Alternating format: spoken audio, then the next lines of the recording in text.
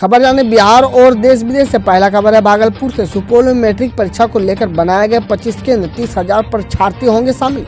17 से 24 फरवरी तक बिहार विद्यालय परीक्षा समिति द्वारा आयोजित मैट्रिक परीक्षा को लेकर जिले में 25 परीक्षा केंद्र बनाए गए हैं। इन केंद्रों पर 30,263 परीक्षार्थी परीक्षा में शामिल होंगे। इनमें 15,648 छात्र तथा 14,615 छात्रा हैं। खबर है पटना से। बिहार पुलिस को चकमा दे गया लंगड़ा अपराधी। सीसीटीवी में प्लास्टर बंधे पैर से भागता देख सब रह गया हैरान। बिहार पुलिस की क्या कही है। अभी कुछ ही दिन पहले वैशाली में एक आरोपी को गिरफ्तार करने गए जवान दंत कटवा कर आ गए थे।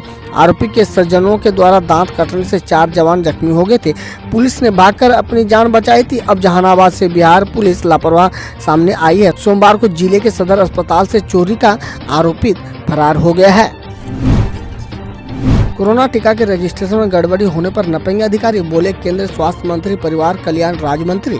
कोरोना का टीका के लिए रजिस्ट्रेशन में गड़बड़ी सामने आने पर स्वास्थ्य अधिकारी पर कार्रवाई होगी, लेकिन अभी तक भागलपुर के मामले में कोई अनियमितता सामने नहीं आई है। वैसे स्वास्थ्य सचिव को भागलपुर के मामले में भी जांच करने का निर्देश दिया गया है। सोमवार को परिसदन में स्वास्थ्य एवं परिवार कल्याण राज्य मंत्री अश्विनी कुमार चौबे ने प्रेस वार्ता के दौरान कही ये बातें।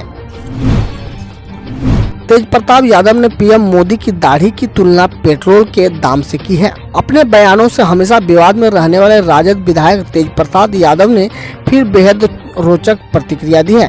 इस बार देश में पेट्रोल के बढ़ते दाम की तुलना प्रधानमंत्री नरेंद्र मोदी की दाढ़ी से की है। तेज प्रताप ने सोमवार को ट्वीट करते हुए कहा कि पेट्रोल के दाम और दाढ़ी में अंतर होता है। आप दोनों को लगातार बढ़ाए ही जा रहे हैं, आखिर क्या मांझरा है। हालांकि तेज प्रताप ने अपने ट्वीट में प्रधानमंत्री का नाम नहीं लिया है, फिर भी संकेतों में दिया गया यह बयान इंटरनेट मीडिया में वायरल हो रहा है।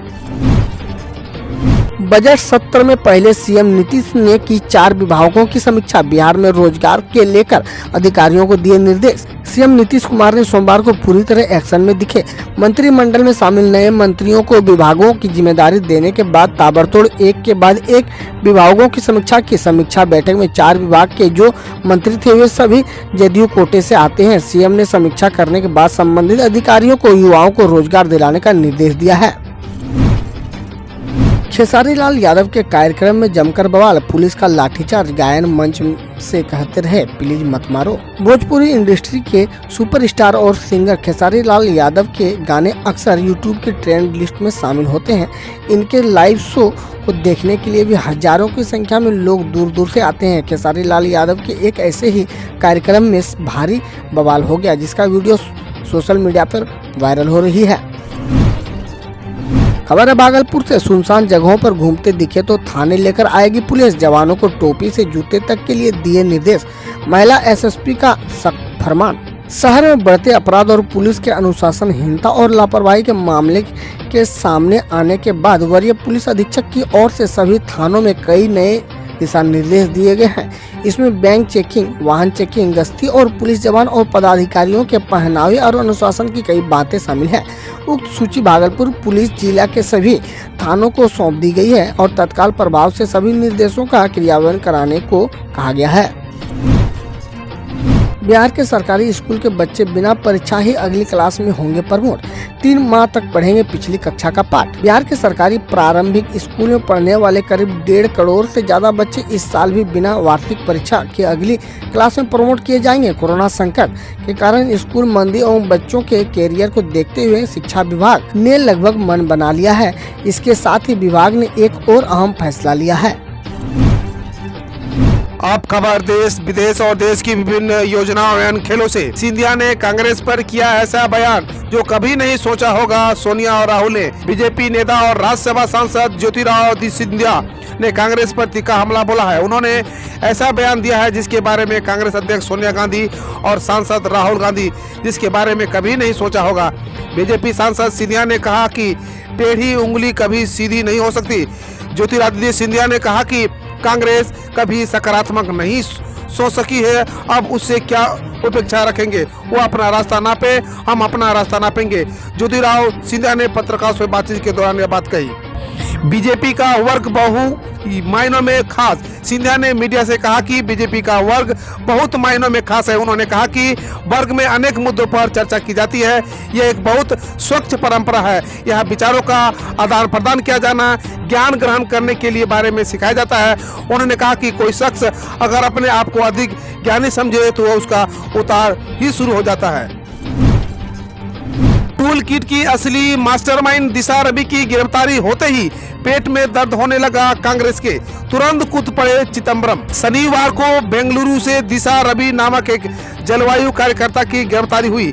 दिल्ली पुलिस ने दिशा रवि पर किसानों के समर्थन में बनाई गई एक विवादित टूल किट को सोशल मीडिया पर शेयर करने का आरोप लगाया है। ये वही टूल किट है जो पर्यावरण कार्यकर्ता ग्रेटा थनबर्ग ने सोशल मीडिया पर शेयर की थी। दिशा की गिरफ्तारी का विरोध करने के लिए कांग्रेस पार्टी मैदान में आ गई है। हनुमान जी का ध्वज देख साइबर सिटी में दौड़ी राम भक्तों की सेना, लगे जय श्री राम के जय जयकारे। अयोध्या में भगवान श्री राम मंदिर निर्माण के लिए चल रहे निधि समर्पण अभियान के दौरान जन जागरण के लिए रविवार को रन फॉर राम मैराथन में सैकड़ों लोगों ने दौड़ लगाई। दौड़ने से पहले लेजर वैली पार्क में मौजूद सैकड़ों लोगों ने पुलवामा के शहीदों को भी नमन किया। रेवा फाउंडेशन और जय हिंद जन सेवा फाउंडेशन के बैनर तले आयोजित इस मैराथन को राष्ट्रीय स्वयंसेवक संघ के प्रांत संचालक पवन जिंदल और भारतीय जनता पार्टी के प्रदेश अध्यक्ष ओम प्रकाश धनखड़ ने भगवान राम के परम भक्त हनुमान जी का ध्वज दिखाकर रवाना किया। हिंदू कोई धर्म नहीं, सबको सिख हो जाना चाहिए। किसान आंदोलन की आड़ में देखिए कैसे खेला जा रहा है खेल। हरियाणा के बहादुरगढ़ के नामी जाट नेता हवा सिंह सांगवान ने पिछले हफ्ते ऐलान किया कि वह 21 अप्रैल को 250 यानी 300 के साथ लोगों को सिख धर्म अपनाएंगे। उन्होंने कहा कि हिंदू कोई धर्म नहीं है, सबको सिख धर्म स्वीकार कर लेना चाहिए। ये वही नेता है जिन्हें हरियाणा में जाट आरक्षण की आग को भड़काया था। टिकरी बॉर्डर पहुंचे सांगवान ने कहा कि केंद्र सरकार किसानों की मांग नहीं मान रही है, वह कानून लागू करने की कोशिश कर रही है, लेकिन किसान ऐसा नहीं होने देंगे। सांगवान ने यह भी मांग उठाई है कि 26 जनवरी को हुई हिंसा में जितने भी लोगों पर केस हुआ है सबको वापस लिया जाना चाहिए। किसानों को भड़काते हुए सांगवान ने कहा कि चूंकि सरकार उनकी मांग नहीं सुन रही है, इसलिए उन्हें नए प्लान की जरूरत है। आगे उन्होंने कहा कि अगर सरकार ने बातें नहीं मानी तो वो 250 से 300 लोगों के साथ मिलकर सिख धर्म अपना लेंगे। मिटने जा रहा है पाक का वजूद, आरएसएस के इंद्रेश बोले नक्शे और किताबों तक में नहीं मिलेगा जिक्र। राष्ट्रीय स्वयंसेवक संघ के राष्ट्रीय कार्यकारिणी सदस्य इंद्रेश कुमार ने पाकिस्तान को लेकर बड़ा बयान दिया है। उन्होंने पाकिस्तान के वजूद को मिटाने के संकेत देते हुए कहा कि 1947 से पहले दुनिया के नक्शे और इतिहास के किताबों में पाकिस्तान का जिक्र नहीं था। कुछ वर्षों बाद जो नक्शे और किताबें आएंगी उनमें भी पाकिस्तान का जिक्र नहीं होगा। उन्होंने कहा कि पाकिस्तान ने अपनी नीति तय कर ली है और वो सिंधु बलूचिस्तान समेत कई देशों में बंटने जा रहा है। कांग्रेस नेता का ऐलान, जरूरत पड़ने पर किसानों को बांटे शराब, वायरल हुआ वीडियो। केंद्र की मोदी सरकार द्वारा बनाए गए 3 नए कृषि कानून के विरोध में दिल्ली की विभिन्न सीमाओं पर लगभग 2.5 महीनों से किसान आंदोलन कर रहे हैं। किसान आंदोलन के बहाने विभिन्न राजनीतिक दल ऑक्सीजन तलाश रहे हैं। आंदोलन चलता रहे इसके लिए सियासी लोग पर्दे के पीछे से तमाम हथकंडे अपना रहे हैं। इस सब के बीच हरियाणा की एक कांग्रेस नेता का वीडियो वायरल हुआ है। वीडियो में अपनी पार्टी के कार्यकर्ताओं से किसानों को शराब बांटने की बात कर रही है। कांग्रेस नेता का नाम विद्या रानी है। ये 1990 का भारत नहीं है। रूस से S-400 खरीदने को लेकर भारत ने बाइडेन को भेजा कड़ा संदेश। जब बाइडेन अमेरिका के राष्ट्रपति बने थे तब कुछ दिनों बाद ही खबर आई थी कि बाइडेन के नेतृत्व में अमेरिका भारत पर रूस से S-400 खरीदने पर प्रतिबंध लगा देगा, परंतु यह 1990 के दशक का भारत नहीं है। अब ऐसी रिपोर्ट सामने आ रही है कि भारत न सिर्फ S-400 खरीदेगा बल्कि उसके साथ वह T-14 और माता टैंक भी खरीद सकता है। हालांकि दोनों देशों की तरफ से आधिकारिक बयान नहीं आया है, लेकिन मीडिया में इस डील को लेकर चर्चा रफ्तार पकड़ रही है। विचित्र खबर, दूध बेचने के लिए किसान ने खरीद लिया हेलीकॉप्टर। जानिए क्या है पूरा माजरा। भिवंडी के एक किसान जनार्दन भोई आजकल अपने इलाके में खूब चर्चा में है, क्योंकि उन्होंने हेलीकॉप्टर खरीद लिया है। एक किसान के पास हेलीकॉप्टर सुनकर यकीन होना मुश्किल है, लेकिन ये सच है। दरअसल जनार्दन को अपने दूध व्यवसाय के सिलसिले में कई बार देश के दूसरे हिस्सों में जाना पड़ता है, इसलिए उन्होंने हेलीकॉप्टर खरीद लिया है। अब वो हेलीकॉप्टर में बैठकर इन दिनों दौरा पर पूरा करेंगे। नेपाल और श्रीलंका में भी बीजेपी की एंट्री चाहते हैं अमित शाह। त्रिपुरा के सीएम ने बताया विजन। त्रिपुरा के मुख्यमंत्री बिप्लब देब ने शनिवार को कहा कि गृह मंत्री अमित शाह नेपाल और श्रीलंका जैसे पड़ोसी देशों में भी भारतीय जनता पार्टी का विस्तार करना चाहते हैं। त्रिपुरा की राजधानी अगरतला में पार्टी कार्यकर्ताओं को संबोधित करते हुए बिप्लब देब ने कहा कि इससे पहले राज्य की अपनी यात्रा के दौरान अमित शाह ने एक बातचीत के दौरान कहा था कि बीजेपी को भारत की सीमाओं से परे विस्तार करना चाहिए। हफ्ते के पहले दिन महंगाई की जबरदस्त मार, एलपीजी सिलेंडर और पेट्रोल डीजल के दाम बढ़े। देशवासियों को इस हफ्ते के पहले दिन ही महंगाई की जबरदस्त चोट पड़ती दिख रही है। एलपीजी सिलेंडर के दाम 50 रुपए बढ़ गए हैं, जबकि पेट्रोल डीजल के दाम में भी 26 पैसे प्रति लीटर की बढ़त हुई है। इस बढ़त के साथ अब गैर सब्सिडी वाले 14 किलो के घरेलू एलपीजी सिलेंडर की कीमत 769 रुपए हो गई है। इसके पहले यह 719 रुपए था। यह कीमत आज से ही लागू हो गई है। दिल्ली में पेट्रोल की कीमत 89 रुपए प्रति लीटर के करीब पहुंच गई है। G7 की बैठक में अमेरिका और भारत पर दूर से नजर रखेगा चीन। आखिर इस संगठन में क्यों नहीं शामिल है ड्रैगन? दुनिया के सबसे संपन्न 7 मुल्कों का संगठन G7 एक बार फिर चर्चा में है। इसके कई कारण है। दरअसल 19 फरवरी को G7 देशों की एक वर्चुअल बैठक होनी है। इस बैठक में अमेरिका के नवनिर्वाचित राष्ट्रपति जो बाइडेन कोरोना महामारी के वैश्विक अर्थव्यवस्था और चीन के साथ उनके व्यवहार पर चर्चा करेंगे। ब्रिटिश प्रधानमंत्री बोरिस जॉनसन इस वर्चुअल बैठक की अध्यक्षता करेंगे। इसके अलावा भी अन्य कारणों में से भी G7 सुर्खियों में है। भारत को इस सम्मेलन में एक अतिथि के रूप में भी आमंत्रित किया गया है। उधर चीन को इस बैठक से दूर रखा गया है। आखिर दुनिया की महाशक्ति बनने की होड़ में अग्रसर चीन को G7 संगठन में क्यों नहीं शामिल किया गया? पीएम किसान सम्मान निधि पर अमित शाह का बड़ा ऐलान। सरकार बनी तो हर किसान को मिलेंगे 18,000 रुपये। पश्चिम बंगाल विधानसभा के चुनाव जैसे जैसे नजदीक आ रहे हैं, वैसे वैसे चुनावी रन तेज होता जा रहा है। हर पार्टी अपने अपने तरीके से मतदाताओं को लुभाने की कोशिश कर रही है। गृह मंत्री और बीजेपी के पूर्व अध्यक्ष अमित शाह ने एक चुनावी रैली में किसानों के लिए बड़ा ऐलान कर दिया है। माना जा रहा है कि अमित शाह का यह ऐलान बंगाल के चुनाव में मास्टर स्ट्रोक साबित हो सकता है। फास्टैग लगाने का कल था आखिरी तारीख। स्टिकर नहीं लगाया तो लगेगा 2 गुना टोल। अगर आप भी अपनी कार पर बिना फास्टैग लगवाए नेशनल हाईवे पर जा रहे हैं तो आपको भारी परेशानी होने वाली है।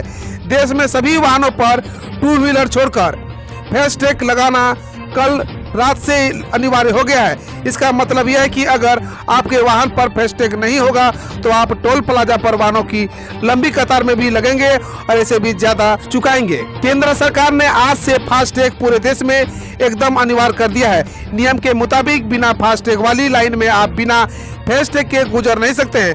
पहले टोल प्लाजा पर एक लाइन कैश काउंटर की होती थी, जिसे आज रात खत्म कर दिया जाएगा। इसके बाद अगर आप नेशनल या स्टेट हाईवे के टोल प्लाजा से बिना फास्टैग लगाकर गुजरते हैं तो आपके लंबी कतार में लगना पड़ेगा और 2 गुना टोल भी देना होगा। मनोज तिवारी ने राहुल को बताया चीन का एजेंट। तिलमिला उठी कांग्रेस। दिल्ली बीजेपी के पूर्व अध्यक्ष और सांसद मनोज तिवारी एक कार्यक्रम में शिरकत करने के लिए वाराणसी पहुंचे। इस दौरान मीडिया से बात करते हुए मनोज तिवारी ने किसान आंदोलन से लेकर चीन मुद्दे पर राहुल गांधी को बयान पर खूब पलटवार किया। यहाँ तक कि उन्होंने राहुल गांधी को चीन का एजेंट तक करार दिया। महंगाई के मुद्दे पर भी मनोज तिवारी ने अपने तर्कों से सरकार का बचाव करने की कोशिश की। खबर खेल जगत से। इंडिया वर्सेस इंग्लैंड में चेन्नई में आर अश्विन ने इंग्लैंड को किया चित्त। पहले फिरकी में फंसाया, फिर शतक से पीटा। इंग्लैंड के खिलाफ चेन्नई में जारी दूसरे टेस्ट मैच में भारत जीत से महज 7 विकेट दूर है। भारत के star off spinner Ravichandran Ashwin ने इंग्लैंड के खिलाफ पहली पारी में अंग्रेज को बल्लेबाजों अपनी फिरकी के जाल में फंसा था। रविचंद्रन अश्विन ने इंग्लैंड के खिलाफ पहली पारी में 5 विकेट झटके थे। रविचंद्रन अश्विन ने इसके बाद दूसरी पारी में बेहतरीन बल्लेबाजी से फैंस की वाहवाही लूटी और टेस्ट में अपना 5वां शतक भी लगाया। भारत ने अंग्रेजों पर कसा शिकंजा। भारत के गेंदबाजों के इंग्लैंड को तीसरे दिन स्टंप तक दूसरे पारी में 3 विकेट पर 53 रन पर रोककर मैच पर अपना शिकंजा कस लिया है और उसे इस मुकाबले को जीतने के लिए अब 7 विकेट की जरूरत है। भारत की दूसरी पारी 286 रनों पर ऑल आउट हुई और इसे इंग्लैंड के सामने जीत के लिए 482 रनों का लक्ष्य रखा। दिन का खेल खत्म होने तक डेनियल लॉरेंस 38 गेंदों 2 चौकों और 1 छक्के की मदद से 19 और कप्तान जो रूट 8 गेंदों पर 2 रन बनाकर क्रीज पर मौजूद है। धन्यवाद। हम रोज ऐसे ही न्यूज लाते रहेंगे, तो यदि आपने अभी तक क्लीन न्यूज को सब्सक्राइब नहीं किया है तो पहले फटाफट सब्सक्राइब कर लें, साथ ही बेल आइकन को दबा दें ताकि कोई अपडेट मिस ना हो।